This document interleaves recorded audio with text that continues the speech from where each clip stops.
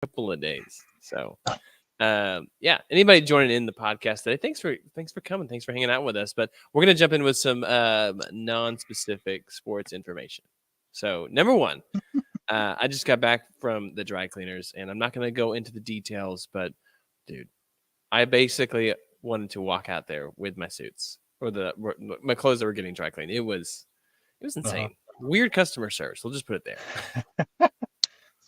I mean, They lost I've never stuff. they lost your stuff. Yeah, and then they said they didn't.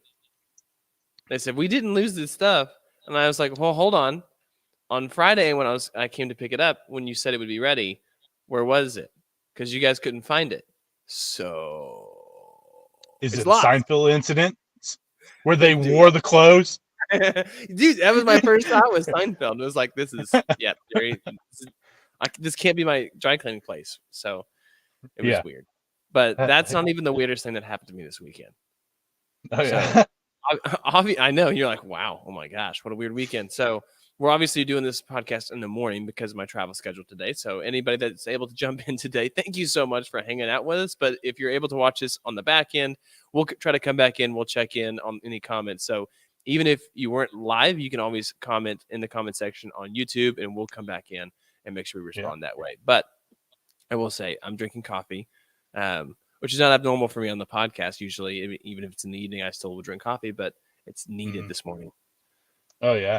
I feel you. But Stephanie and I went on a date, and part of the date we went to this coffee shop, and it was here in the city, and it was later in the evening, so I was like, I'm not going to do just a drip coffee. I'll change it up. I'll do a pour over. And then, so I did it. I ordered it, and I go pick it up. I pick up Stephanie's drink too, and I take a sip of mine. I'm like, this is like lukewarm. I was like, I don't know if she because the way they did it, maybe the water wasn't all the way warm. Like she thought it was boiling, but it wasn't. So I took it back. And like I said, I took a sip, and I said, hey, I'm sorry. I don't want to be that guy, but like, this is not hot enough.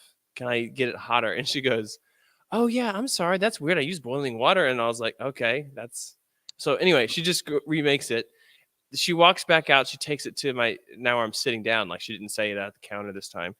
And she goes, oh my gosh, I'm so sorry. I gave you a different cup of coffee, not yours. Like it was one that had been poured and had just sitting on a different part of the counter in the back. So my only thought is not to be absolutely disgusted was that I think it was one that was made that wasn't used is what I'm going to tell myself. I'm not going to tell myself that it was one of the workers who had a cup of coffee in the back and it had gotten cold and they had refilled it and they had gotten cold again. I'm not going to think that. Oh, yeah. That sounds exciting. That was the weirdest part of my weekend. Yeah, I mean, sorry, I gave you one that wasn't meant for you, obviously, because you used boiling water. When did you boil the water? Was it right then and there, or was it 2 hours ago? Well, the thing was, the second cup she brought me was also a different kind of cup. So, like, she gave me one that was straight up black, like just a normal drip coffee, which is fine. Mm-hmm. And then she brings me this one, and I'm like, that didn't tip you off? Oh man, yeah. No, see, I'm not a big coffee guy, so I don't have to worry about that too much. And if I do, I go to like Dutch Brothers or something, get an iced coffee, and so if it's cold, good, because that's how I wanted it. I know. I'm the opposite. Rarely cold. But Dutch Brothers are everywhere, man. See, they just started popping up here in Oklahoma. Yeah. They just started here too, but I mean, they have they're starting other areas. It's just nuts how many of them are. And they go up so quick because they're so small. Yeah. But yeah, to me, it's the far superior if you're going like, I guess you could call fast food coffee, if that's what you want to call it. Do you do scooters or anything like that? Do they have those? I've never tried scooters. There's one just opened in Catoosa. Joseph was a big scooters guy. Yeah. I've never had scooters. Yeah. But like I said, I'm not a huge coffee guy, so I don't get it too often. It's just whenever I'm like, maybe I'll go over and get a coffee or something. But usually if I'm drinking something to wake me up in the morning, it's a good old Red Bull. Red Bull, classic. Yep. Do you ever do the sugar-free ones? Never tried sugar-free Red Bull. The bottles. I don't know. I don't see nearly as many of those as the other ones. I was just curious. Random. Yeah, no, I've never tried. I've tried like sugar-free, like Monster. Mhm. It was all right, but I'm a Red Bull guy. There you go. Tried and true. But I mean, like you said, this morning it is very needed. I went to sleep at 5:30 this morning. Yeah, How? I couldn't get. I just couldn't fall asleep whatsoever. I was just laying there. Yeah, so Dude, we're on about like maybe 4 hours of sleep. that's insane. I'm impressed. Yeah, let me mute that real quick. Well, I'm glad you're here despite the lack of sleep, man. That's insane. I had the alarm set just in case if I fell asleep. Nice. Well, I couldn't even tell that you hadn't had that much sleep. So there you go. Yeah, I just woke up, jumped in the shower, and grabbed the Red Bull. Nice. And here you are, Yeah. ready to go. Oh shoot. We're ready. So, wow, this I love that. We'll get to it too. That last play. There's one thought I have on it that's incredible. But before we do that, it's mostly just football, right? Like there's not a whole lot going on in the baseball world as much. Not yet. Yeah. Even with the World Baseball Classic coming up, but so I'm thinking Oh, mostly football today. when it gets close, we'll have to discuss some of these lineups. Like, have you seen the lineup for the Dominican team? Not yet. Oh my gosh. You look at the U.S. team and you go, yeah, this team is stacked. You look at that team and you go, holy smokes. That team might be the team to beat, depending on the pitching for them. Yeah, the pitching is always the. But yeah, I mean, from top to bottom, it's like you're looking at like an all-star team, like literal all-star, like every single one of them. It's ridiculous. Yeah, I think. Did you see that Tommy Edman is playing for the Korea team? I did not. Yeah, for the first time ever. So they did an interview with the Cardinals a while back, and they said last year, late in the season, that they had finally opened it up to non-Korean born players, like in Korea, that they could play. So he's playing for South Korea this year. So he's pretty excited, which I think is just going to be so cool. Interesting. But it's cool that they can do that. I do like the passion that comes out for for the country. Like whenever it's great baseball. But what was funny, because I always think of what are the lineups, for the Dominican Republic, because their offense is always so stacked. But even early on, I think the pitching is always what really carries you through that type of tournament, especially as condensed as it is. And so for me, I think that maybe one of those teams that really has depth at pitching, and Japan and Korea usually do a pretty good job of that. But the U.S. is pretty solid on pitching. I'm feeling pretty good about it. Yeah. Mike Trout, he said, we win or we failed. Yeah. He said, I mean, this is the truth. Yeah. We should probably win if you look, top to bottom whole roster. But like I said, if a team like the Dominican get hot with that offense, you're in trouble. Yeah. Or the Japanese team pitching, is the big thing. Shohei said the other day, he said, I'm not even the best player on the Japanese team. I don't know if that's true. Yeah, I'm like, part of me's like, that guy's just being a little humble and going, I'm not even the best. But I'm like, you never know. There could be a hidden talent over there. I mean, there's that one kid who's 24 years old, 23 years old. He didn't get posted this year. Signed an extension, and they said he'll be posted 2024. Yeah, and he's like 20. He'll be 26 by that time. I'm pretty sure he hit like 53 home runs this year. Bad, like that's 350, 100 and something RBIs. Yeah. So maybe the Dodgers can get Shohei, and then they can go get him when he gets posted in a couple of years. I will say, I think Shohei should be paid like two players. Oh yeah, the fact that people are like, oh, I don't know, 500 seems a lot. 500 is the guy plays every single day. Yeah, but he's literally a pitcher and a hit, and he dominates at both. It's not like, oh well, he's kind of a number 5. No, he could be an ace on any team. Oh yeah, I mean, he was legit in the conversation for a Cy Young this year. Looking at the numbers, pitching wise, this is the best season he's had. Offensive wise, it was a dip from last year, but geez, the guy was the first player with 30 home runs and 10 wins in a season ever. And Incredible. you're talking guys like Babe Ruth, who Yeah. was before Shohei was the guy that you go, oh yeah, he pitched and he hit and was insane. Babe Ruth held the home run record for how long? But to think that as good of a pitcher he never hit 10 wins. Yeah. No. Yeah. He didn't. Yeah. So while we're on the subject of baseball, before we go on the podcast, so we have robot umps coming to AAA, which means in Oklahoma City you could see it. If you drive down there. Have you heard how they're going to make it work though? I figured somewhat like is it basically what they've been doing, where they have the umpire behind the home plate and they basically relay down to him, oh, that was a strike or that was a ball. So I've heard something a little bit different. So the umpire behind the plate will still call balls and strikes, but the biggest change is that lights out for Tubby over here. Power just went out. Oh dang! Well, what does that mean? What does that mean for you? I don't know. We're good. We should be good. Computer's charged, and I wasn't on the internet, so we're fine that way. Okay, all right. Well, all right. Well, we'll see what happens. What? 1 second. You keep going. I'll open my blind. Maybe get some light in. Okay, there you go. Yeah. So the robot umps that are coming. So I know I'm not a huge fan of the idea of robot umps in general, but if you are, just here's some peace of mind that came to it. This is what I've heard from another podcast. They were talking about how essentially what will happen is the ump behind the plate will still be calling balls and strikes.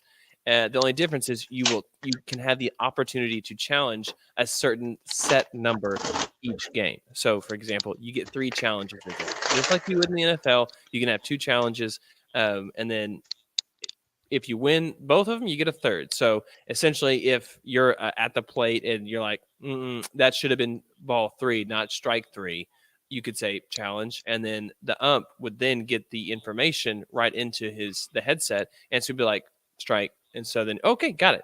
Now, the key is there's only a certain number of balls or challenges. So you get that one hitter and they're like, oh, no, I'm challenged. Oh, no, I'm challenged. Like, well, dude, stop. You can't keep doing that. So from that point of view, I'm like, I'm okay with that because it makes me think back to last year. Remember the Kyle Schwarber incident where he was at the plate, ball a strike 3. Imagine if he would have had the challenge in that moment instead of, absolutely going off on the ump, who he should have when it was a bad call. That could have changed that dynamic just a little bit. So I'm okay with robot umps if that's how it's instituted versus every single call is balls and strikes. Yeah, and like, because I watched plenty of games like in the minors and like independent ball where the robot ump is like way more off than the human ump when it comes to some of the calls. Like, oh yeah, literally ball in the dirt in the other batter's box, and call the robot ump call it a strike. And at that point, it was robot ump called a strike. It's a strike. There's no arguing, no nothing. It's a strike. Who cares what the human ump seen? Yeah.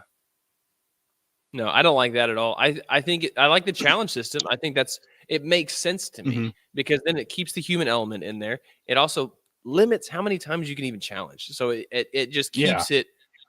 I like that. And then so you just can't have that. Catchers are going to be really aware of it because you can challenge on offense or defense, and so you got to be really aware of it. So we know the one guy that would have been really good at that, and he just retired. I know, the greatest of all time, right?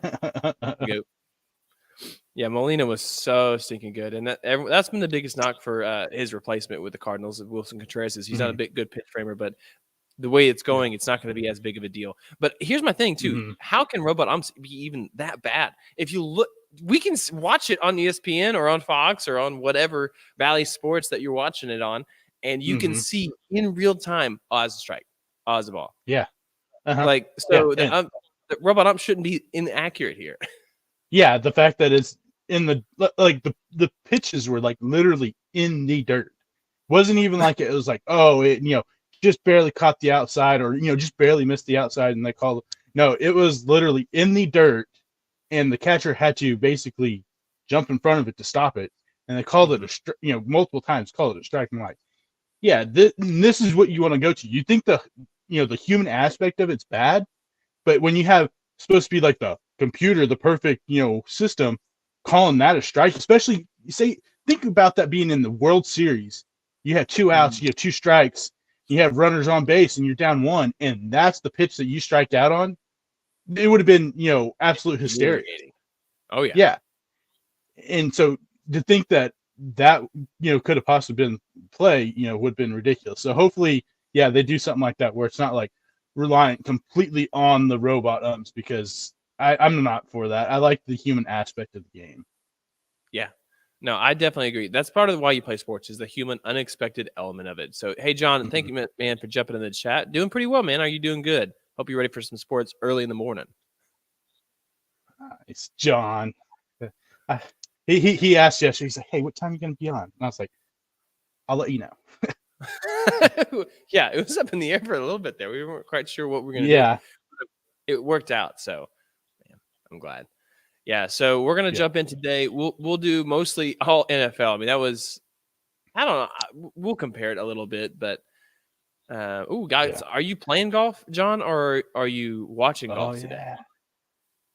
Yeah, he said because it feels. I don't know. It's 25 here. It feels a little chilly for golf for me. Yeah, he said he was playing 18 today. Dude, nice. Okay. Yeah. Oh, okay. Well, gotta get out there and enjoy it while you can. Yeah, he's like, because where he's from, it's probably not supposed to possibly snow tomorrow. Is it snowing there today? I know tomorrow it's supposed to snow here. We're supposed to. I don't think it's gonna snow tomorrow. It snowed like twice this last week. It didn't snow a whole lot. Yeah. 45 in Florida. Wow, man. That seems chilly for Florida. Wow. Ooh. Okay. Yeah. Probably keeps all those gators away, right? Yeah, definitely. It's time to go. Gators and snakes are gone. Oh, no, thank you. Not snakes, man. Dude, I think I would rather walk up on a gator than a snake. So me and Quincy and Garrett went golfing. So there's this. It was like the worst golf course ever, but it was because some guy like in Chelsea had built it in his pasture. But he let us golf it, basically for like $5. It was ridiculous. Well, we're out there golfing. You're in Oklahoma in the middle of the summer. Come upon water moccasin, a couple right there in the middle of the fairway. Yeah, I was like, ugh. I don't do snakes. Snakes? Nope. Especially water ones. Like, dude, there's no winning against a snake in the water. Like I don't think they could probably break the sound barrier how fast they can go. Yeah, I mean, I don't care what kind of snake it is either. I'm out. Garden snake, absolutely. Out there. Yeah. Devin, you don't live as long as we do without a healthy fear of snakes. Right? I mean, I see a snake and I'm done. Like me and Quincy, we went. I don't know if you know what frog gigging is. It's where you go basically frog gigging. So it's basically frog hunting. Kill the frog, keep the frog. Okay. Well, we're at his grandparents' house, and we're on a floating dock. Okay. And the snake swims under the dock, and I was like, okay, I'm out. And he's like, what? And I was like, I'm out. He's like, why? I was like, there's a snake. I said, where's one? There's probably others. I'm done. And it's like middle of the night, too. And in the water. I was like, I'm done. He's like, you're joking. Just no. I can't. Yeah. I don't do snakes. Yeah. John, this is a quick question for you, man. Have you ever been out there golfing and then you saw like legit an alligator? If that was legit down there, I've just seen it on the tour, and so that's what makes me think of, or like a snake, because both of those, Tubby and I are out. Like, there's no way. I'm trying to think of the guy on the tour. It was a couple years ago, and he walks by and he just grabs the gator by the tail and it jumps in. And the other guy though, he like walks by and he like jumps and runs. Because I'm like, that's the normal reaction when you see a gator on the course, right? Jump and run.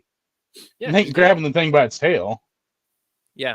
Well, it worked apparently somehow. So that's insane. Yeah, I don't do. This is why I don't swim in lakes that I can't see the bottom of. I don't do. Yep. I just don't like any of it. Turtles too. I mean, we didn't talk about turtles. We probably don't. We're probably getting a little off track here, but those little turtles that'll bite you, Yeah. No, thanks. The fact that people shove their hand down a hole trying to catch a catfish. I'm like, how do you know a snap turtle or snake isn't in that hole? I'm good. I like sure fishing and all, but I like my digits more. Yeah, I can count. 1, 2, 3. Okay, good. Good. Yeah. All right. Well, let's go ahead. I mean, if you're ready, we'll just jump in. We'll get into some of the great podcasts. Yeah. I got a good leading question for us as we get going. Okay. All right. All right. All right. Here we go. 3, 2, 1, fire.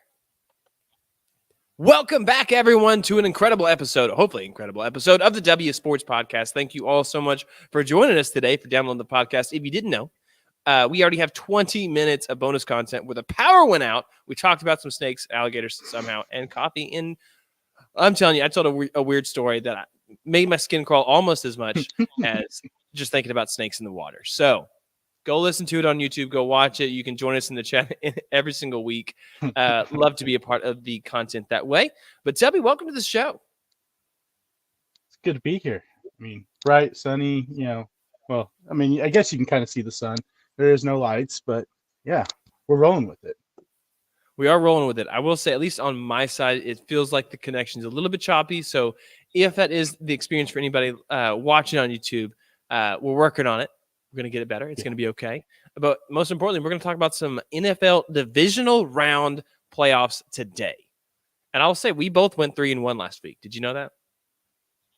Yeah. I mean, we both missed the Bengals-Bills game, right?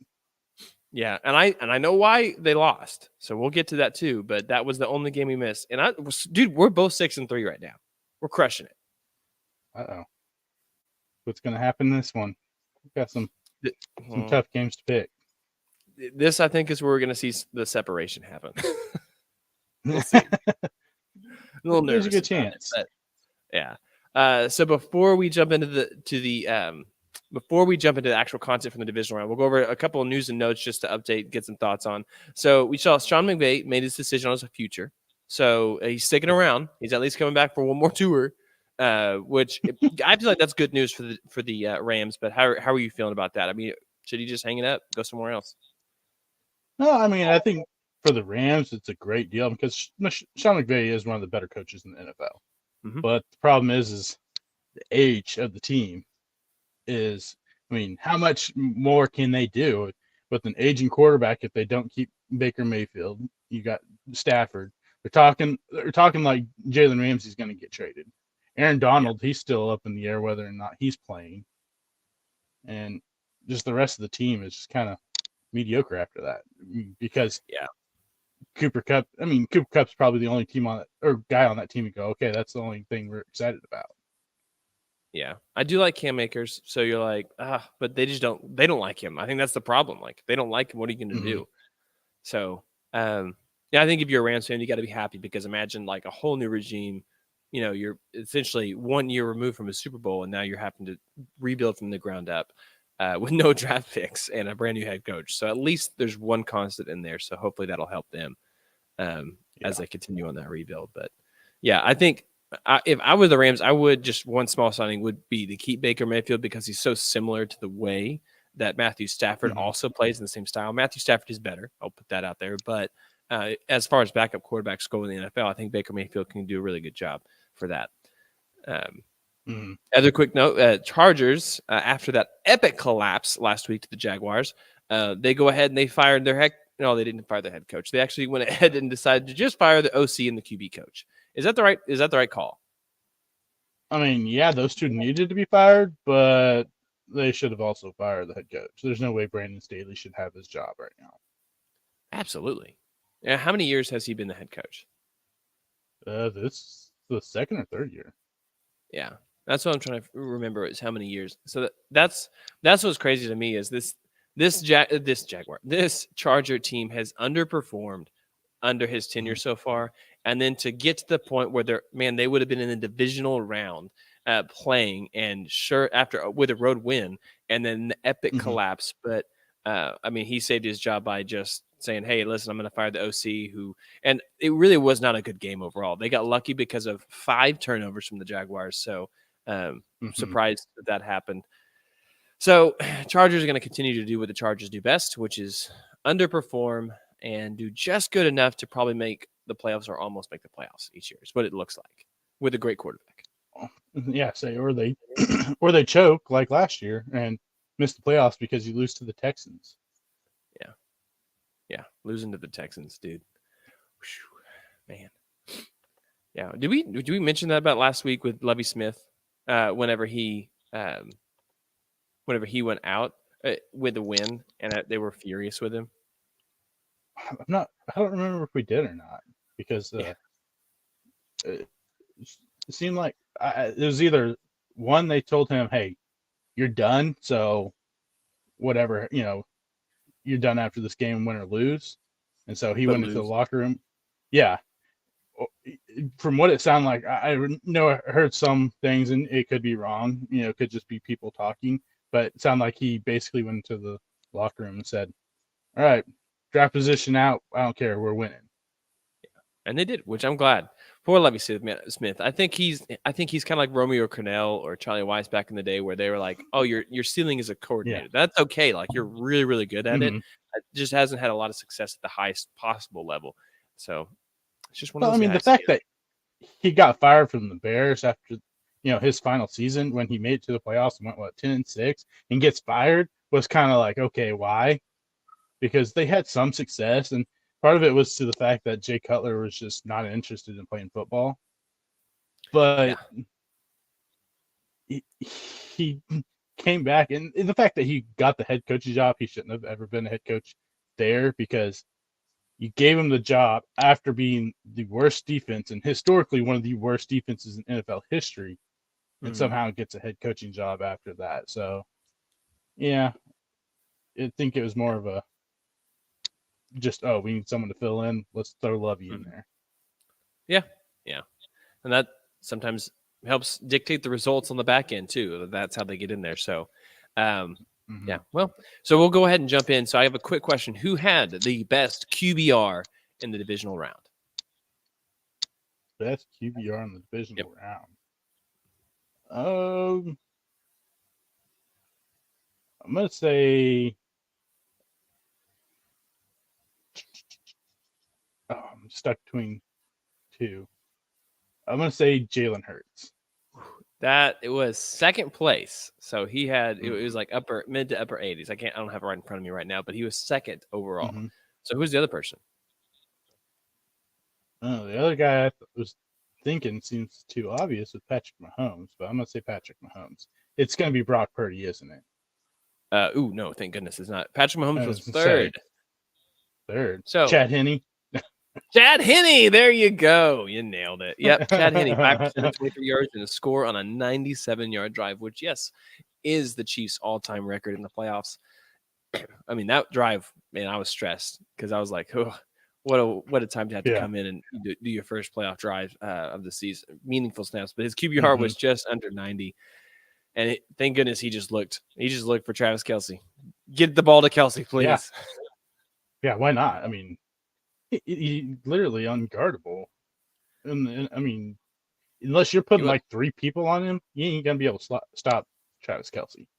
Yeah, 14 catches, only 98 yards, but that's because he had so many of those quick ones, which kept the chains moving. So we'll start with this game. The Jags and the Chiefs actually played at Arrowhead back in October, I believe. And that game was 27-10. I think it ended up being a 10-point game, but the Chiefs were in control the whole time. This is a much different Jaguars team that played at this point in the season. And they were coming off, obviously, a great win that we just talked about a little bit. I think for me, the biggest thing was that they just didn't run the ball a whole lot. They were very effective in the run game. Kirk had an 18-yard rush, but even if you take that away and you take away Trevor Lawrence's runs, the team did a very good job running the ball, especially with Etienne, who I thought just didn't get enough carries. And I think part of that was, because they were down for most of the game, but they were within striking distance. And that was something that they continued to do last week when they were down big, was continue to run the ball. That was my biggest hang up, was they just didn't run the ball enough with Etienne, who averaged 6 yards a carry with a touchdown. Yeah, there for a bit, I was wondering if he was a little banged up, because there's a lot of times where the drive would start and you'd see Jermichael Hasty in it, and I'm like, is Etienne like fully healthy? Maybe he's that's true, hampered by something, and that was my only guess. but he still was coming in and running the football. But Mhm. yeah, I don't know. They definitely missed an opportunity there because, like you said, they were gouging them pretty good on the run, and then they just kind of went away from it and put it all on Trevor Lawrence once again. And I get that he is your franchise quarterback and all that, but man, it's NFL, playoff football. Yeah. If Yeah, something's it's a lot. working, And go with it. Don't go away from it. yeah, absolutely. Go for it. I think the biggest thing is this game honestly looked like it could have gone not necessarily the opposite way, but it could have been a very tense ending. It still was a Mm-hmm. little bit, I mean, with the onside kick with the potential to recover and, Hail Mary, that kind of thing. Yeah. But that fumble by Agnew that fumble was big, but what was even bigger was the tackle on that kickoff Mm-hmm. return that he was gone. And just to Yeah. barely get enough of him to stop him. And then for that Agnew, I can't imagine what he's, the agony that Agnew is going through right now after the fumble, after not making, letting the kicker tackle you. I know he's frustrated about it. So I don't know that fumble. Was it a fumble for you? I mean, was it a catch? I think so, but then again, there's also the fact that he didn't really secure the football, to his body. The ball was Mhm. still out in front of him. And so I was like, I could see either way, Mhm. going, yeah, that was a fumble, that wasn't a fumble. But I don't think at that instance you called it a fumble on the field. You can't overturn it. It was, too close of a play to really overturn. Yeah, that's the biggest part for me was it was so close. Playoff game, you just got to, what was called on the field because they reviewed Mm-hmm. it. Thank goodness they did that, Yeah. so they took the time to make sure. But they did that, and so it just sucks. I mean, to be on the bad side of that with the Jaguars, but they still had a chance technically to win the game despite that. There was the incredible interception. It was not a great throw by Lawrence. The one-handed pick was Yeah. great. So the Chiefs defense Mm-hmm. did show up, but I think one of the biggest things that helped them was just trying to limit what the Jags could do in the run game once Etienne was, like you said, either hobbled or just didn't get to play as much. He was very effective in the run game. So when it was mostly on Trevor Lawrence's shoulders. Now, Yeah. talk about the Jags a lot. They lost. This is a step in the right direction. I mean, fans should be very excited, right? Yeah. I mean, it has to be. You go from back-to-back seasons of being the worst team in the NFL to what we saw Trevor Lawrence last year, and we're like, oh wow, how much of it is on the coaching, and how much of it is maybe Trevor Lawrence just wasn't as good as we thought he was, Mm-hmm. and he definitely took a huge step in the right direction. I think a lot of that has to be, accredited to Doug Peterson Mm-hmm. and what he is Oh, able Doug to Peterson, do with great. him, and they took a step in the right direction, but there's just I think some front office things that kind of messed up their future because they spent so much money last year that going into this year with the quarterback on a rookie contract still, you're negative $23 million in cap space, and you have a lot of holes to fill. Your secondary is not good. Your line is okay. You got Allen and you got Trayvon Walker, but other than that, you need D tackles, you need more edge rushers, and I still think Trevor Lawrence needs a legit number one wide receiver, and that's not Christian Kirk. And you paid the guy $20 million to be a number one when he's not a number one. Numbers aside, he had a great year, but Mm-hmm. he to me isn't a guy that you can look at and you go, okay, if I need to, I can go to him on almost every single down, like a Justin Jefferson, a Jamar Chase, those top tier guys, and he's not it. And Yeah. so now you're sitting here going, we've got holes to fill, and we've spent all of our money last year, and now we're sitting negative 23 million. So we're gonna have to cut people. We're gonna get worse, that way because you're gonna have to cut bigger contracts. Mm-hmm. How much can they go forward with just drafting after this year? Yeah. Well, that's going to be the thing. I mean, if they can draft the right guys, it won't matter. I mean, you'll get cheaper contracts, and then in 2 years it'll be even a better position. So that's the biggest thing is if you're a Jaguars fan, do you trust the front office to draft the right players? Now they've hit on some of the skill positions recently. Yeah. So maybe that's, hey, we can do something here with that. But I think if you look at their team, they don't have a legit number one. I think they have a number one running back, but he's not like a Derrick Henry at all. Like he's one of those, I'm going to split some Yeah. carries and I'm going to, break out a huge run. He's more of a, for lack of a better comparison, and we're always doing comparisons in sports. So Dalvin Cook, where he shouldn't be getting the ball 25 times, but he can get it 15 and he can do some damage with 15. Yeah. So yeah, I agree. yeah, the biggest thing for the Chiefs, obviously Patrick Mahomes, high ankle sprain. That's always tough, and I'm sure he's feeling it today and yesterday a lot more than he was in that game. But he played through it and the best he could. 1 foot with Patrick Mahomes is still better than most of the league. Yep. Yeah, one-legged Patrick Mahomes, you can take him pretty much 99% of the time over just about any guy in the NFL besides a handful of guys like Burrow and I don't even know. I mean, Josh Allen. I don't know if you can put him in that conversation right now. Yeah. We'll have to. We'll break him down too here in a little bit. But a part of it was he's been injured too, but his is an elbow injury. Elbow injury, right? Yeah. Versus an ankle. But I think that was a huge part of this game. Was especially early on, Patrick was just constantly extending the play a little bit longer.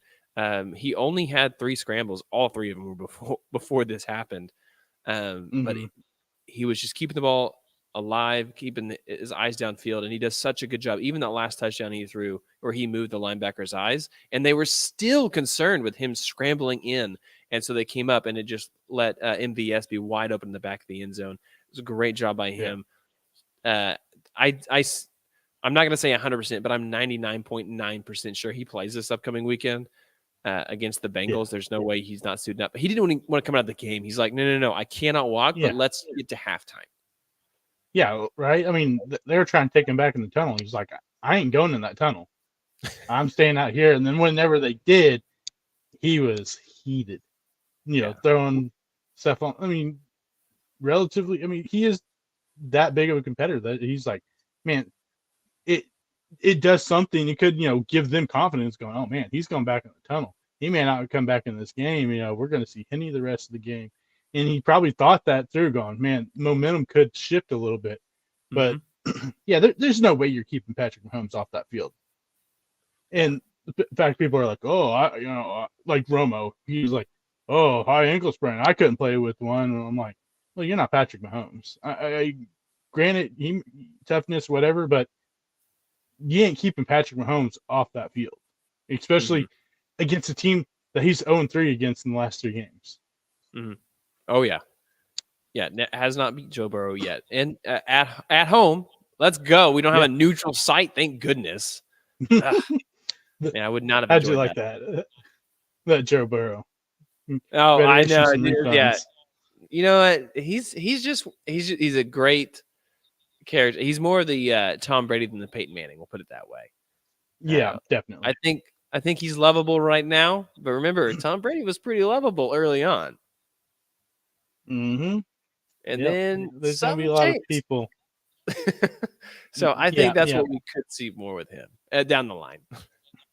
Yep. Winning definitely turns a good guy bad, especially when he's beating your team constantly. Dude, and if they win again this weekend, he's already on my list of guys I don't enjoy. Well, I didn't like Tom Brady from the beginning. Okay, I wanted the Rams to win that Super Bowl. Yeah, or the fact that he probably shouldn't have even been in that Super Bowl. It's true. Even Tom Brady in that tuck rule 30 for 30 thing, he even at one point admits, oh, see, that was a fumble. And then have you seen it? Yeah. Yeah, and he's like, oh, you did it. And he's like, oh, I didn't mean, oops. So he admitted to it. I'm just saying. If you haven't watched it, it. It's pretty good. He knows. Yeah, he knows. He knows he got away with one. And that's how all the momentum started for him. But anyway, so back to the game itself. I think one of the best things, and I want to see more of going to the next game, is Isaiah Pacheco. This dude can run the ball. He's a really solid running back. He had 12 carries, 95 yards. And then Jerick McKinnon really was not effective like he was in the last third of the year. But he's still got enough touches to at least keep the defense honest. I do think Kadarius Toney is man, I think he's just like this Swiss Army knife that the Chiefs really want to use. He hasn't been overly effective or in the end zone a ton, but I think there's so many different skill position players on this team. that is what a one-legged Patrick Mahomes can still hold his hat on. Is like he has the pieces around him to help keep this team in the game, and that's what I hope. But I will say that, and we'll get into this more in the prediction side of it. He's got a very tall order against this Bengals defense next week. Yeah, it's going to be a tough game. Yeah.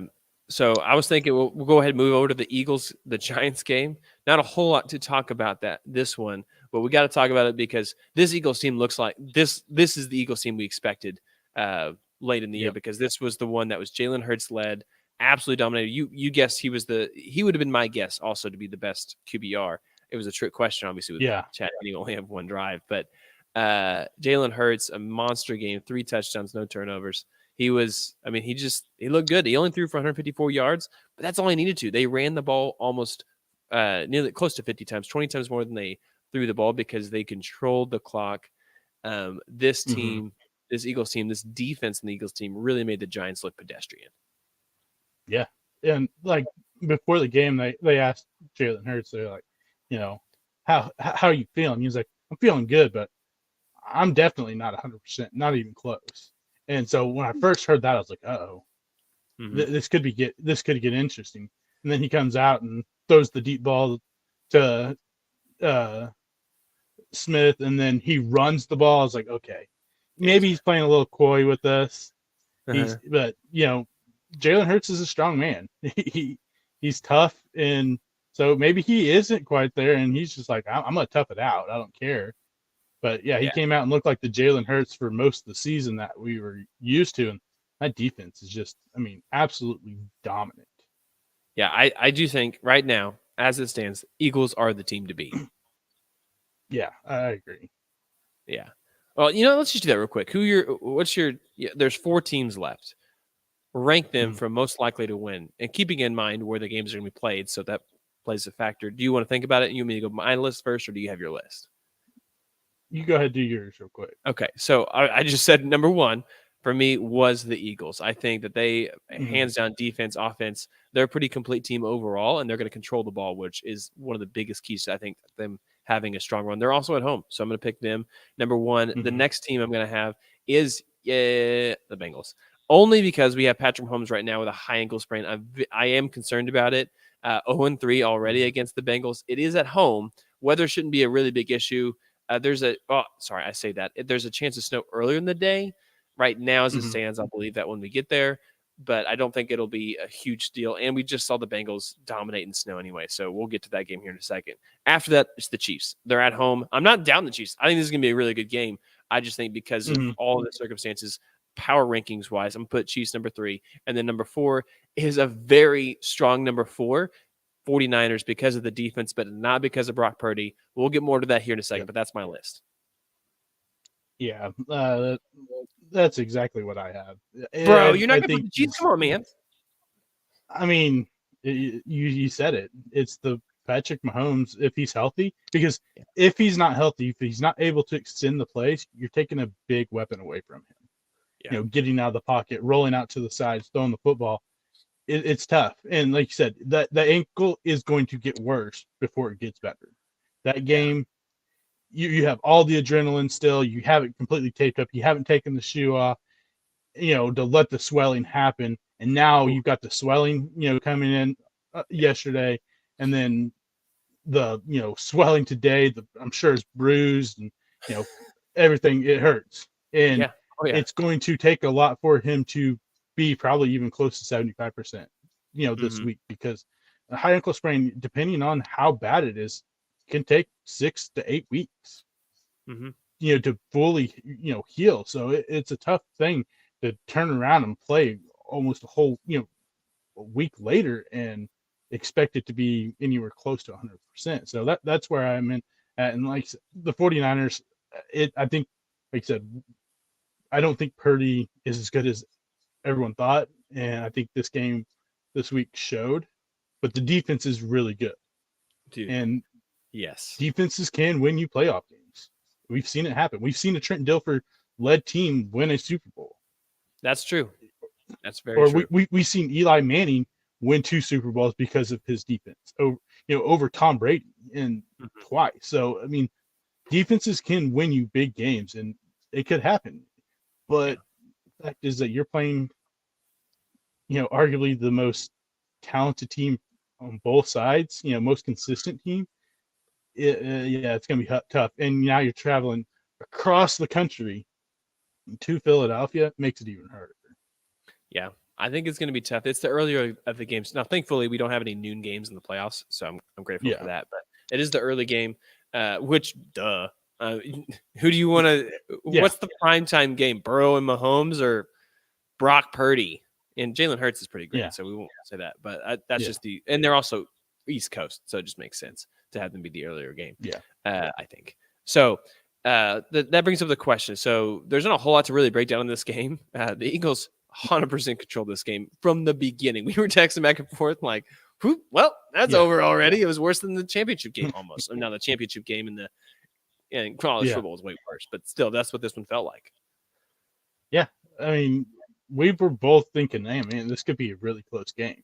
Yeah. And in blink of an eye, it's 21-0. You're like, okay, game's over. Oh my gosh. Yeah. The So Giants had no answer. yeah, none. Yeah, just absolutely owned in this game. Now that brings up the question. Saquon Barkley already said, "Hey, he doesn't want to reset the market for running backs. He wants to be a giant. He wants to come back." And I think Mm-hmm. they should. I mean, he proved that he can be healthy the whole year, and he's had a couple really. He is a legit star. He only got 9 carries in this game though because they were down so much. Obviously, the passing was what kept him in the game. So yeah, no, get the ball to him more. But Yeah. Daniel Jones, Danny Dimes, do you think that the writing's on the wall to seek out a different quarterback this year? I think that if they're smart, they're able to talk him into, okay, we're going to give you a 2-year deal, and we'll base it off. Okay, we'll have an easy out if after the first year of that contract, that it's not going to kill us, salary wise going forward.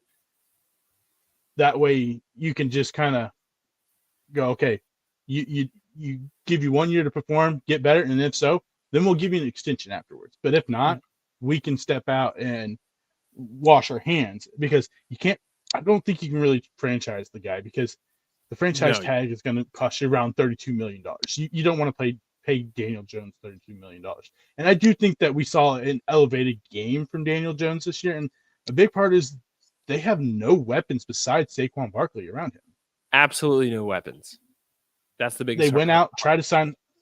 Yeah, I mean, you went out, tried to sign a wide receiver a couple of years ago, and the guy has like a total of 30 catches and 1 touchdown in the 2 seasons. I mean, so yeah, you got to do that. But the problem is free agency wise, there's no really wide receivers out there that you can go, okay, we'll go get that guy. He's going to be an immediate impact. So, you may see them try to go after like a DeAndre Hopkins, or maybe even try to draft a guy like a Jackson Smith and Jigba, depending on where he drops in the draft. But yeah, you got to do that, and you got to figure something out the offensive line. Daniel Jones running for his life, and part of it is that the Eagles' pass rush is just that good. But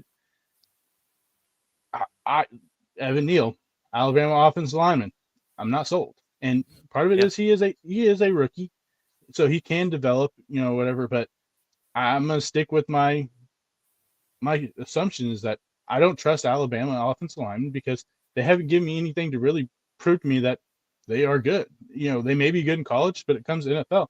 So you got to figure out something on that right side. Definitely, Andrew Thomas has stepped up his game on the left side. So there's some holes there, and then you got defensive side. So you got $54 million, but you got 2 of your biggest players in Saquon Barkley and Danny Dimes that you'll probably end up signing both of them. But I mean, how much do you give is the biggest problem. Yeah, you definitely give more to Barkley, I think, even though he's a running back. I'm not sold on Danny Dimes yet. Every year, we will say he has made progress. His completion percentage has gone up every year. His yards per attempt has gone up every year. This was his interceptions has gone down every year. So for me, I'm like, but his sacks, he's constantly on the ground. His quarterback rating has gone up for the most part every year. And then you look, but this is the biggest difference for that this year in his success was being able to run the ball. I don't necessarily think Mhm. that next year I'm going to see 700 yards, 7 touchdowns from him. Maybe we do, and I'm wrong. That's fine. But Yeah. if I had to put money on it, I'd say it's closer to the 400 yards and 3 touchdowns. So I don't know Yeah. if that could be a legit part of his game, but they have to get a receiver. And if they go with a rookie, then you have the whole learning curve and all this kind of stuff. It just takes time. It takes time to get there unless you have Jamar Chase or Justin Jefferson. Oh, Mhm. well, they're already in the league. Okay, I don't necessarily know that we have one of those. We might, but it just takes some time. So if there's a guy like Derek Carr, is Derek Carr better there? I don't know. I mean, possibly. But the thing is that no matter the guy you bring in, you have to have someone to throw the football to. You can't have Isaiah Hodgins, being your top receiver in the playoffs. It's not going to work because we've seen this game. He's not able to get open. And so no matter who you bring in, you're going to have to find someone to throw the football to. Yeah. And you got Darius Slayton and you got Shepard and Richie James. They're all free agents. Yeah. And so that takes away even, I guess weapons, if you want to call them weapons, but it takes them away. And I just think that I saw a good enough improvement with Dable that maybe a second year with Daniel Jones, maybe it's able to elevate the game even more.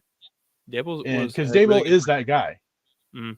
Yeah, and I mean, look what he was able to do with Josh Allen. And that first year with Josh Allen, even the second year, I was like, yeah, this guy's not going to be it. And then third year, it was like light switch. That third year in that Dable offense, something happened and turned into one of the top 5 quarterbacks in the NFL. And I'm not saying Daniel Jones is going to do that, but no, ceiling might be a little lower. But yeah, if you can get him over that hump from being, more of a mid-tier to closer to a top 10, it gives you a much better chance at winning. Yeah, I think skill position players will help, and bringing back Barkley is one of those. I really like Barkley. Mm-hmm. I also love that he's not trying to reset the market. He's like, no, I want to win, and that's awesome to see because he puts it all out there. So if you're good with it, we'll go ahead and move on to the Bengals and Bills game. Yeah. We missed any other notes, but so first off, snow game. Let's go. I love a good weather game in the playoffs. Yeah. And I was so I'm going to get my words twisted here. I was very frustrated with the Bills game plan. I don't understand how you run the ball 11 times. Now, Allen had 8 scrambles. I'm not counting that. 11 times they ran the ball to 50 pass plays. Yeah. They don't have a you wonder why you only scored 10 points. Yeah.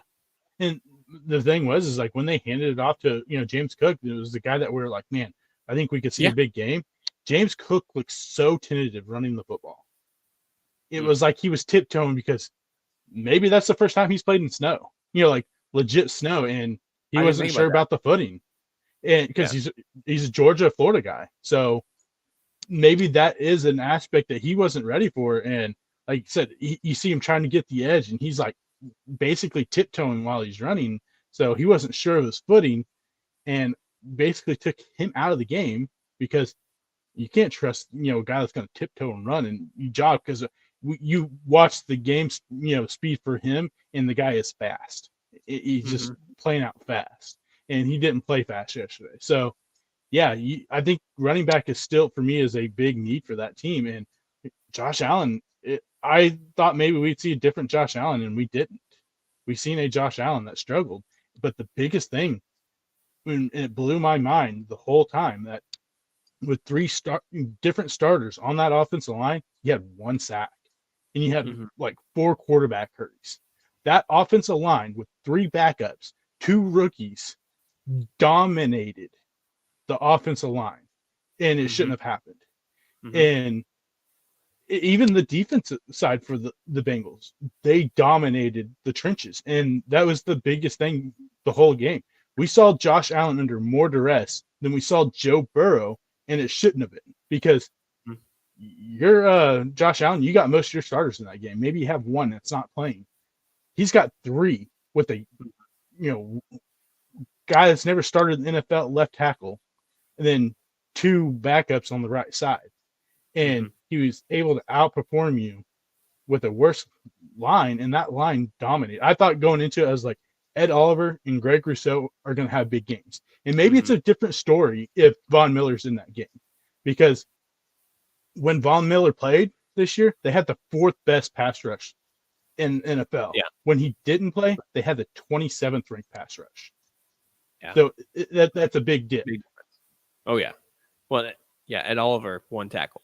That's how he shows up on the stat sheet. I will say the biggest reason why I feel like the Bills and Allen were constantly running around is because they were one-dimensional. I just get to pin my ears back and go after the quarterback. I don't have to worry about the run. I don't have to worry about the play action.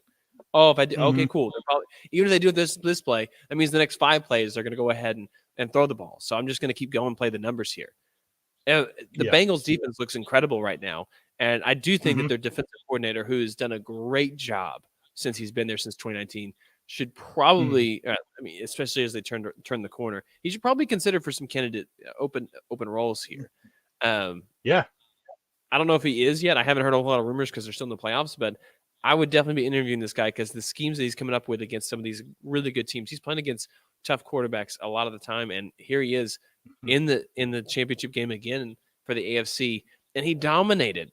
Yeah, he got to play against a one-dimensional Bills team, but he dominated that one-dimensional Bills team, and they have a lot of skill. But the opposite of what Danny Dimes has is what Josh Allen has. Dawson Knox is a really solid receiver, but you got Gabe Davis, who only had 2 catches, and Stephon Diggs, 4 catches for 35 yards. I know it was snowing, but you can throw the ball better than this. I mean, they threw the ball for 265 yards, and those guys did not have much.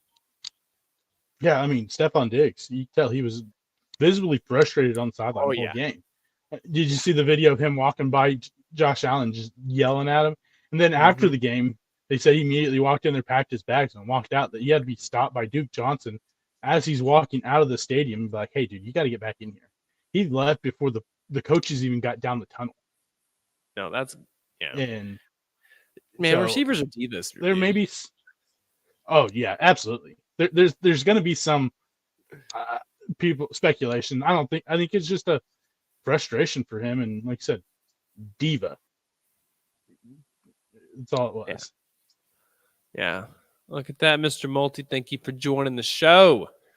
Mr. Multi, appreciate you, man. Sup, I see it. You're doing good.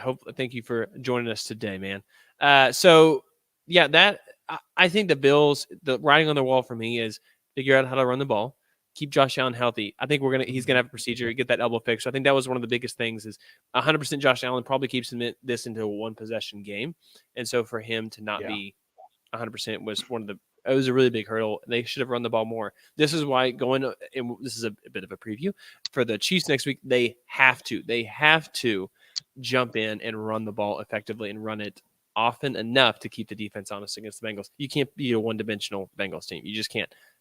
Joe Burrow, he's a top 5 quarterback right now, especially regardless of turnovers. I know the dude turns the ball over a lot. Dude wins games. I mean, you can't not put him up there and then put Josh Allen up there. I mean, Josh Allen had more turnovers. So, I mean, if you're going to put Josh Allen up there and go, oh, well, the turnovers, that's okay. But no, the Joe Burrow turnovers, that's not okay. Well, most of Joe Burrow's turnovers were the first 4 weeks of the season. We've seen him throw like 5 interceptions. Yeah. And so he had a very bad first 4 weeks. But after that, we've seen the Joe Burrow that we expected. And he came out and he played consistent the rest of the season. And so you can't put one up there. Yeah. I mean, that's all he does. He is a tough out. And he's going to be in that conversation now where you go, man, playoffs. It's the same thing that, you look at Patrick Mahomes, you go, playoffs. That's not a guy you want to play in the playoffs. And now Joe Burrow is in that conversation. You go, you don't want to play that guy in the playoffs. Mm-hmm. Well, yeah, and he hasn't lost since Halloween. What's our next big holiday? I think it's Valentine's Day. I mean, that's a pretty good timeline to not be losing games. Right? I mean, possibly not lose a game from Halloween to Valentine's Day. That's pretty good little stretch there. Yeah. Oh, yeah. Yeah. So we're going to get to some predictions for the next game. I think the overall scope is, I mean, you look at the Bengals, at least from my perspective, Jamar Chase wasn't off the charts, 5 for 61 in the score. Joe Mixon, 20 for 105 in a score. I mean, he dominated. Samaje had 12 touches in this game with a score. Or no, Yeah, 12 touches, no score. Sorry, Hayden Harris says the other one. But they look good. I mean, Tyler Boyd, T. Higgins, nothing crazy, but they controlled the ball. I think the Chiefs had their work cut out for them. It's an uphill battle this next week. Definitely. But looking at them Cowboys, how about them Cowboys? All you Cowboys fans out there, man, I loved that they've had so much build up for this and all the history, the times they've met in the playoffs. Because you got to say that I will say that the Cowboys uniforms are classic. I don't like them, but they're classic. The 49ers colors, schemes, their uniforms, those are all time. We'll put it that way. Right up there with the Packers. No need to change. They are great. So Brock Purdy, we'll get to this. Uniforms aside, let's get to the actual game itself. This was a classic Mike McCarthy called game, in my opinion. This was brutal. Yeah, it was head scratching, but then again, not because you expect it. But okay, so I texted you this thing, the whole thing with Dan Orlovsky, about him being on TV and being on. Okay, they asked him, does Dak Prescott have to play his best game to win this game? And he says, oh, no, he can be okay, but CeeDee Lamb has to play his best game. Well, CeeDee Lamb goes out and has 10 catches for 117 yards. Mm-hmm. What happens? You lose. You can't depend on your wide receiver to be the guy that you go, oh, that's who has to win. You're playing in the NFL. You are a former quarterback in the NFL. You know what runs the NFL. Quarterbacks. And but Dak Prescott? He just ran out the end zone. Like, Dan Orlovsky needs to stop talking.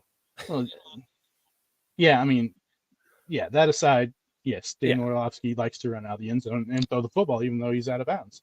But the fact is that you sit there and try to say, oh, he doesn't have to play his best. Well, he's playing probably the best defense he's played in a few weeks, because when they played the Eagles the second time, the Eagles had a lot of guys out, and they weren't playing that top-tier defense that we're seeing. But you're playing the 49ers defense, and Dak Prescott looked like the typical Dak that we had seen most of the season. And 2 more picks. Couldn't throw the ball to his own team. Yeah, we said this a couple weeks ago. His numbers were worse than Derek Carr, and Derek Carr does not have a job. I understand winning changes a lot, right? We said that about Joe Burrow too. So just wait for that. But this was not a good year. This was one of his worst seasons. He had 15 picks in just 12 games, not including the playoffs. And then the 2 interceptions he had, they were not like, oh, that was a jump ball, that was 50-50. These were bad throws, on long drives. That first one was absolutely awful. You literally have the cornerback run the route for the wide receiver, and you still throw the ball there. And it was like you were throwing it to the defense player. Oh, he ran the route. I got to throw it to that guy. He ran the route. So is that what happens? To throw it to the guy that ran the route? I guess so. If you're Dak. Yeah. Oh, yeah. They couldn't run the ball either. Zeke and Pollard. I mean, every time Pollard was getting the ball, I was like, dude's not going anywhere. But Zeke was no better. So the last play of the game, we can mention that for a second. My favorite part, wasn't it Zeke who hiked the ball, right? Yeah, Zeke was playing center. Did he know that he's not supposed to get pancaked? He's supposed to do the pancake as the lineman in that case? Dude got trucked. Yeah. The whole just play design. And as soon as it happened, I was just like, what do we got going on here? Yeah. And we're like, Zeke said he's playing center. He's about to snap the ball. And it was, to me, I'm like, last year's play was rough. Let's scramble, 15 seconds left and no timeouts and hope that we can get to the line and spike the ball. But I think this year's is more embarrassing because you actually felt like you had a chance. You had the aspirations of, oh, we could possibly make it to the Super Bowl, even though we weren't on that train. A lot of people felt like, oh yeah, they can make it to the Super Bowl. And for you to end the game again like that, but the lead up to it is even worse. Dalton Schultz had 2 massive mistakes. Not moving forward when he gets knocked out of bounds, keeps the clock running, no timeouts, and then just the laziness on the sideline pass to not get your feet in. When you had all the time in the world, get your feet in, and you set it up for a chance at least a Hail Mary. and not trying to do what you did at that last play. So that's two, really bad lapses in judgment. And I think a lot of that has to be on Dalton Schultz, but also has to be on the leadership of that team. Yep. Dak Prescott, Mike McCarthy, Absolutely. and the fact that after the game you had Jerry Jones going, "Oh, his job's safe," is ridiculous. And it's like in my notes, I put the biggest needs for the Cowboys, and it's new owner, new head coach, new offense coordinator, new quarterback. It's a tall order. It's a tall order for a team that almost made that technically almost made the NFC Championship game. Yeah. But this is where they're at. They're not going any further than this. No, and it's because I get you want to be loyal to your guys. You want to be loyal to your coaches. But there's a time when you get too loyal. You get loyal to a fault, and you start losing games, and you still keep the guy. We've seen how many years of Jason Garrett where we go, that guy needs to be fired. Or how many years of Wade Phillips, and we go, that guy needs to be fired. Bill Parcells, same thing. Mm-hmm. But he just waits like 3 or 4 seasons too long. And we're at that point now with Mike McCarthy where we go, his scheme is outdated, and he stepped away from football to try to get better at it, and he stayed the same. And he's the same, leader, same everything. And you're not going to make a change when you got a quarterback that you're paying $45 million to. And now you got to figure out what you're going to do now, because I look at Dak Prescott and I don't, that guy can't go out and win me a playoff game. And whether that's, just him or it's the coaching is a question. And like I said, the season he had this year, I'm not, put him on that, echelon with Rodgers, but the last 3 years, the last, couple of seasons, it reminds me of the last couple of seasons of Rodgers with Mike McCarthy, where you just see him steadily getting worse because of the concept and the schemes that he's having to try to do things that he shouldn't have to do because the coaching is lacking. Yeah. That's the same thing I had. I was like, this reminds me very similar, especially just in the playoff game. It just lethargic, not executing well, not an exciting game plan, if you will. I mean, you look at this team, and Zeke is another one of those elements that I think he's running on fumes right now. I mean, 3.8 yards per carry this year. He did find the end zone 12 times, so that's the key. Is he still finds a way to get into the end zone, but he's far from removed of what he was, back in the day when it is rookie and first couple of years. And the injuries have piled up to the Cowboys. This looks like it's the ceiling for the next little bit, unless they're going to make some changes. Yeah, I mean, you got a decision, and to me, the decision's easy, but it's Jerry Jones. So, are you going to keep Zeke and let Tony Pollard walk, or are you going to sign Tony Pollard and let Zeke, trade Zeke or cut him? Because at this point, you have that decision to make, and all season, Jerry Jones said Zeke's our starting running back, and so he has that affinity for Zeke that it makes me wonder if he would do it, because Tony Pollard has looked like the better running back all season, and now his offseason looks a little more shaky with the fractured tibia, but he's still going to get paid. But are you going to want to pay him that much? You just paid one running back a heck of a lot of money and didn't work out for you. And Tony Pollard's going to get money. He's going to come close to one of those top, numbers for running backs, whether it's warranted or not. It's going to happen. Yeah. Well, you look at the other side of the ball, and the San Francisco defense is that good. I mean, they are good. Yeah. They have a tall order this next weekend against the Eagles all the way, like you said, in Philly. But Brock Purdy looked more like Brock Purdy. He didn't have a bad game. His QBR was still 53, but he definitely looked a little bit out of the realm of what he's comfortable with. It seemed like he was struggling a little bit in the moment, making some bad throws, hurried some throws, didn't step into the throw because of a hit that was coming, and so instead he would underthrow. I saw a couple of those. It was just, 1929 isn't bad, 200 yards, but man, just I think more what we expected.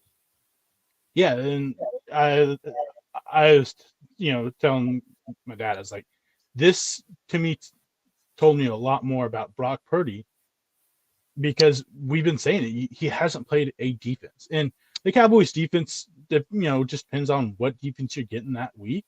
But isn't the strongest? They're about middle of the pack, somewhere around 12, 13 overall, overall defense in the NFL this year.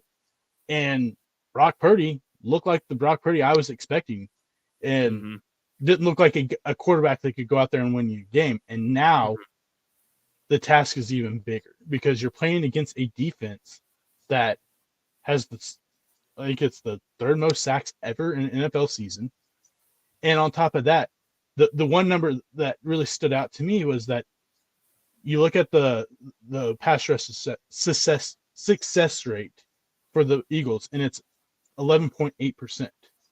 The next closest was the Dallas Cowboys at 8.3. Yeah, it's a huge difference. The gap, yeah, but it even gets even more. That you look at from 2 to 28 is the exact same difference from 1 to 2.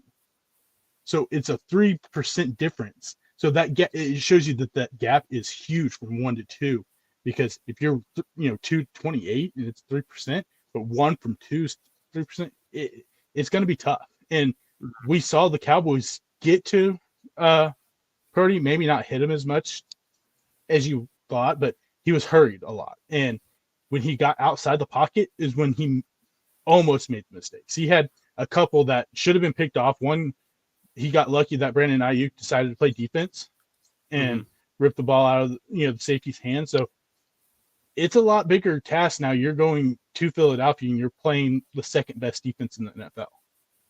Yeah. And a better quarterback too, and better running game, better receivers overall. Like CeeDee Lamb is great, but AJ Brown and Smith, it's just better, I think. So let's just go ahead and jump into that game. We got the Eagles, San Francisco. It's in Philadelphia. It's the early game. Weather, it doesn't look like it's going to be a huge factor. It's going to be in the 30s because it's winter, but it doesn't look like there's a whole lot of rain or anything like that. And early on, the Eagles are only a 2.5-point favorite, which I find crazy because in the NFL you get a 3-point favorite just traditionally if you're the home team. So Vegas right now is leaning a little bit more towards the 49ers, which after all we said, it was kind of surprising. Points per game allowed, the Eagles gave up 7. Wow. What? How? Yeah. Oh, wait, no, is that playoff game? That must be playoff games. Okay.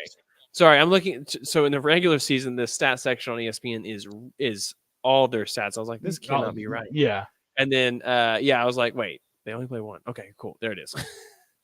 So put my foot in my mouth. Anyway, moving on. Yeah.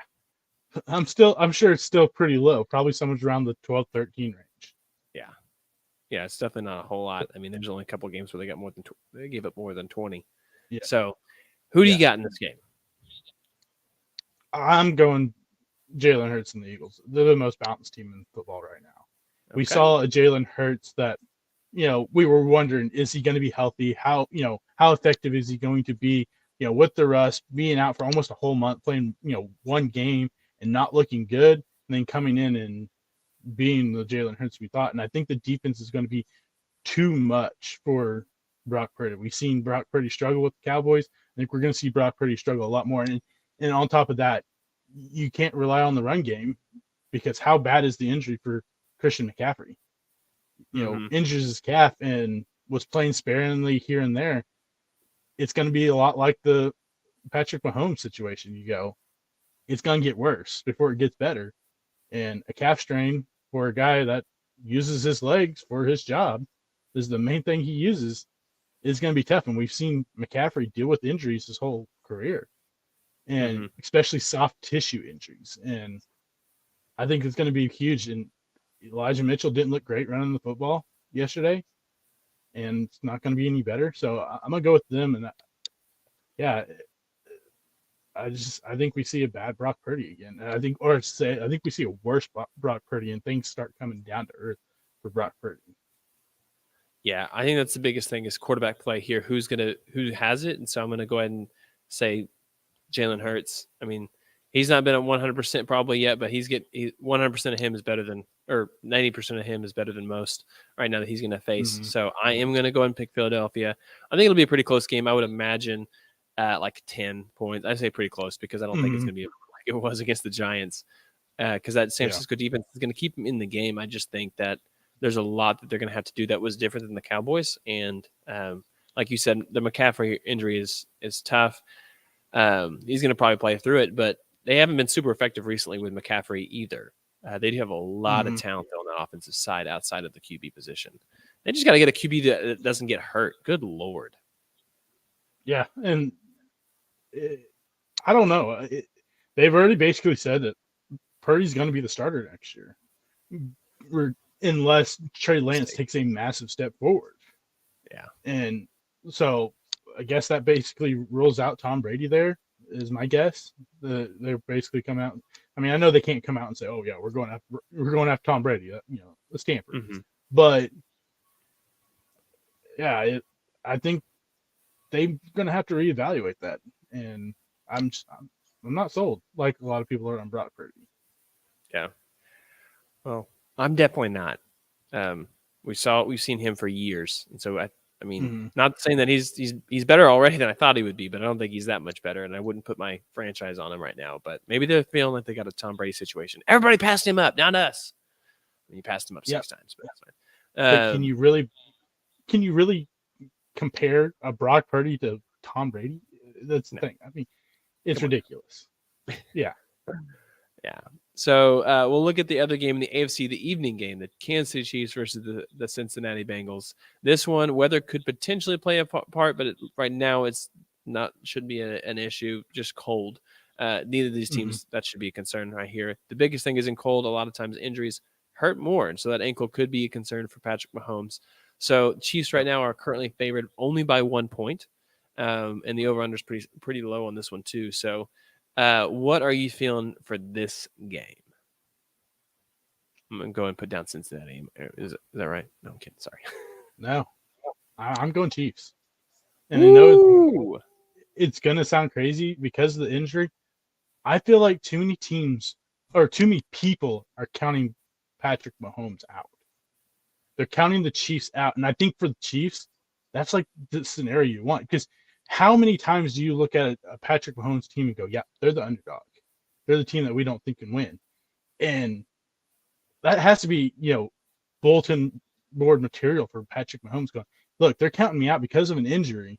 Or just even before the injury, there's a lot of people who are like, oh, yeah, it's the Bengals. Bengals are the team. And a lot of people are counting Patrick Mahomes out. And that's not something you can do. And I just find it hard to believe that Patrick Mahomes is going to lose to a team 4 times in a row. And that's it. And Spagnuolo's defense gets better in the playoffs than it is in the regular season. We've seen it over the past how many years that he knows how to dial up a better defense for some reason in playoffs, and they come out and they play better. And maybe they didn't play as great against the Jaguars, but they still played really good compared to what they had been playing during the final stretch of the season. So I think I'm gonna go with Patrick Mahomes. I'm not gonna count him out ever.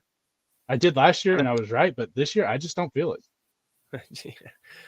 Look at you. Yeah, I shoot my shot, man. A lot of times it goes in. No big deal. So these teams did play each other earlier this year. It was a 3-point game. Bengals won. Bengals were at home, so they got the 3 points there. Joe Burrow played great. Patrick Mahomes arguably played better. I think so. In that game, Travis Kelce, the Bengals did a great job defensively scheming against him. That's my thing, is they have to do a good job. And so if the Bengals take away Travis Kelce, feed the ball to Juju or MVS or McKinnon, get him rolling again. There's or Kadarius Toney, who I don't think was not active in this game for the Chiefs. So there are a lot of weapons for the Chiefs that make it difficult to go against. So the Bills, it's really take out Diggs, focus a little bit on Knox and Gabe Davis, but this is the main thing. I think Isaiah Pacheco, who was successful last time, Jerick McKinnon was overall successful last time. I can't pick against the Chiefs. I'm wearing my Chiefs coat right now. I mean, if you're on the YouTube, you can see the Chiefs. Look at this thing, man. This is just filthy, man. So I can't pick against the Chiefs. I think there's going to be one play in this game, and whoever the quarterback is probably where it's going to end up. That's where it's going to end up being a positive thing. I think back to the Chiefs versus the Bills when they lost earlier this year. The Chiefs lost the game, and I said The Bills didn't beat them. The Chiefs. I think that one I may have finally admitted it, maybe, but it was the Chiefs had a chance to win that game in the end. So that's where kind of I'm feeling on this one. That the Chiefs in the first time they came around, they missed a field goal with 5 minutes left in the game or something like that. With 3 minutes left in the game, and then the Chiefs couldn't get the stop on defense. So that game literally could have looked so much different. But again, it would have been a tie game with Burrow at the ball at the end. So all that to be said, I'm going to pick the Chiefs. I think it's going to be a 1 point favor right now for the Chiefs.